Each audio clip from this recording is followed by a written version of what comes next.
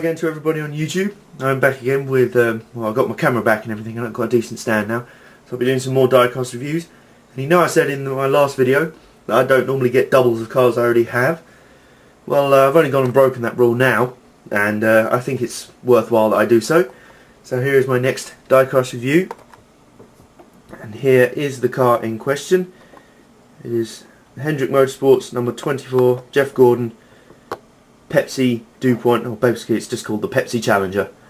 Now, this starred in the notorious race at Talladega back in, I think it was April or May. This was the one where there was that massive finish where Brad Keselowski got into Carl Edwards and he went flying up into the fence and everything, and there was a massive finale. And well, sadly this car didn't last for about 8 laps before being smashed up after the first big one happened after, yeah, I think it was about 8 laps. And this thing got smashed to pieces, and it came out again like covered in duct tape like 100 laps later, and kind of limped around for the rest of the race, which is a real shame because I think it is a lovely paint scheme. Very nice thing.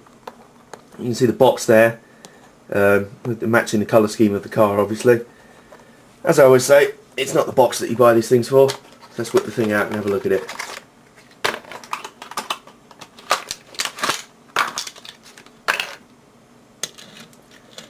So there it is. Nice Chevy Impala. Very nice thing, like I say. A nice model. And it's quite a departure in terms of a colour scheme for Jeff Gordon, because he normally has some sort of dark bluey thing, or the classic kind of DuPont Firestorm livery. That's his traditional one. And this thing's kind of a yellow and white thing. I think it's based on a...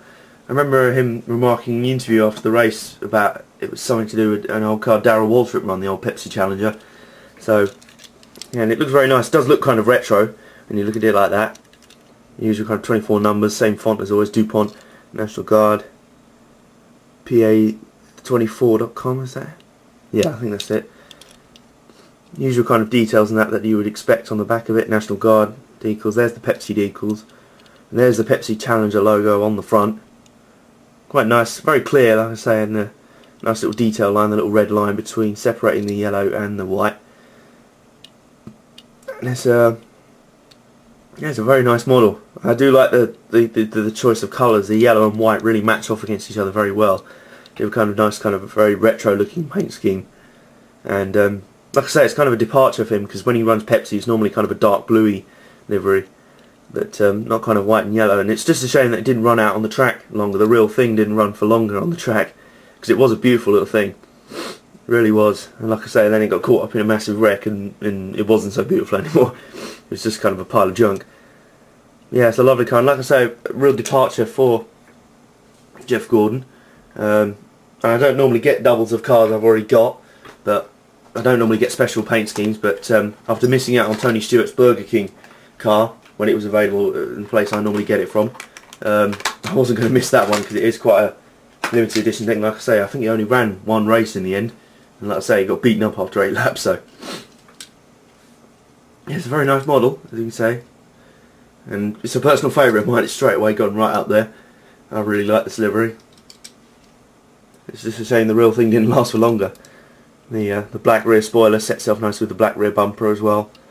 And I don't know what it is, the individual build quality on this model is quite nice. It's, in terms of quality, it's no better or worse than many action models, but sometimes you do get models which just kind of feel smooth, the wheels kind of roll smoother, and this is definitely one of those models. Whether that's just on a kind of individual model basis, or whether they reserve it for special models like this, I don't know. I don't think it is. I think it's just luck of the draw.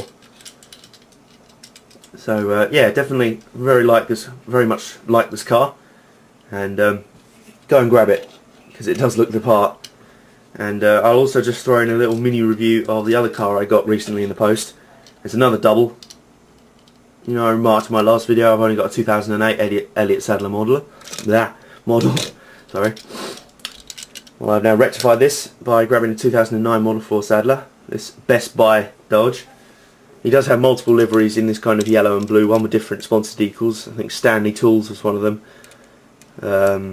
What else is there? I'm just looking at the other decals on this car. Yeah, this one's Best Buy, I know. They've all kind of exchanged liveries this time. I remember AJ Allmendinger ran this livery on another car, and they've all kind of swapped liveries around. They've had McDonald's ones running, you know. They've all swapped around and stuff. But yeah, again, it's another colour scheme that works really well. The two colours work well together. The kind of dark blue contrasting with the yellow, which matches the Best Buy logo here. It's the same yellow. And the blue 19 on the roof contrasting with the white on the side. And might be a little piece of history, this car, actually, because of course, if I remember rightly, it is this lot that are switching to Fords next year. I can't believe that. One of the remaining champions of Dodge, still running the Dodge Chargers to real success, and they're running Fords next year. I don't know what's happening with Dodge at the moment. What kind of financial trouble, but hey ho. Let's hope for a swift return for them. Yeah, this car looks really nice. I just had to grab it at the time.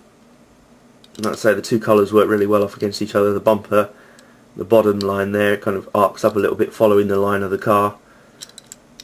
And all the details there you expect, that little Charger decals on the back, and the front grille. Front grille is kind of a little bit at an angle by the way it was made. I don't know.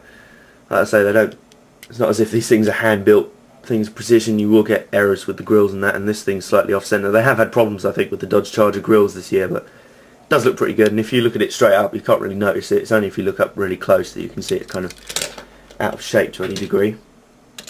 So yeah, a pair of very nice cars arrived for me in the post, and funds permitting, I'll probably grab some more special ones when I can, just so I can grab them before they go off for sale, because I learnt my lesson with the Tony Stewart Burger King one. I was only around for a little while, and I didn't have enough money at the time, and I was like, oh, I'll save up some money and grab it, and by the time I had the money for it, it had gone already from the place I normally get them, so I'll be scrabbling around for that. But in the meantime, follow me on YouTube, youtube.com/nightfighter.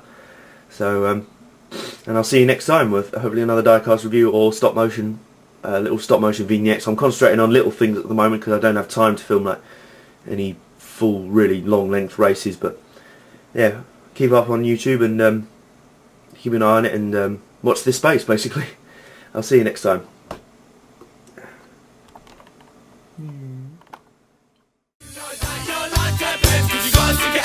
You